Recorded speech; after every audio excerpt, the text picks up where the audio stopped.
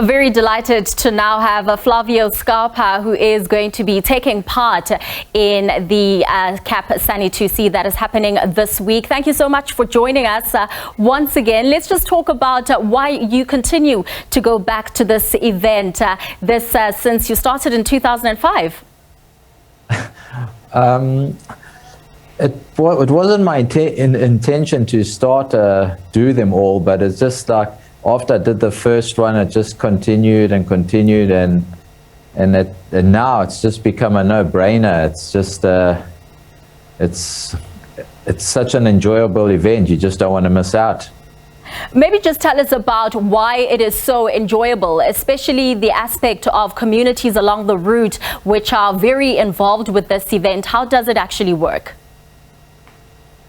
Oh, basically, Glen Haw, who started the event, he's roped in the whole community to work on this event. It's the biggest mountain bike race in the world. And first of all, he's roped in all the communities all along the route to where he's sort of crafted this track, and he's got them to help him build the track. And now during the year, the local communities, they maintain the route. So they keep it open the whole year round. Not that it's rideable or the whole year round, but it's there. So when it comes for the time of the race, then it's basically just to neaten up. And then all the schools and all the farmers, they all chip in and they all help. The schools raise money by shuttling cars from the start to the finish, and some of the schools, this is their biggest fundraising of the year.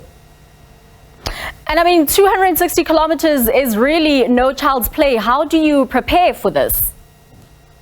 It's just you got to get on your bike and ride, and basically if someone is planning to do Sani 2C, it takes about, I would say about 5 to 6 months to prepare for it, of regular riding and getting in the distance, and you just take it from there.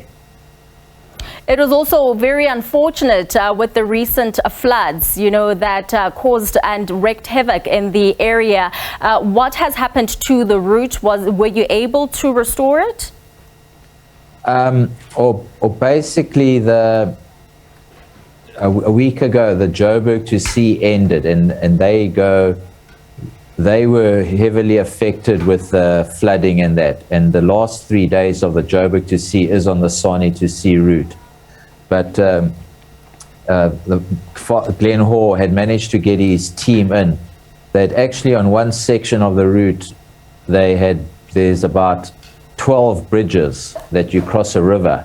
And they had all the material and built the bridges. Then the flooding came and all that was washed away, and he's had to have go back in with the team, and the team were confident they were going to build the bridges, and they've got in and they've repaired everything. And like this being my 18th one, I just don't know. I've just got a feeling about this one that the track is just going to be awesome, and I'm almost more excited than I am out of all the years I've done it. I don't know. I'm just looking so much forward to this one.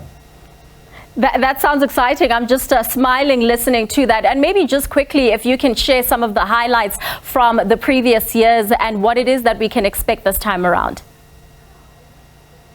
One thing I think we won't expect is mud. Okay, I think we're going to have 3 beautiful days of sunshine and fast racing.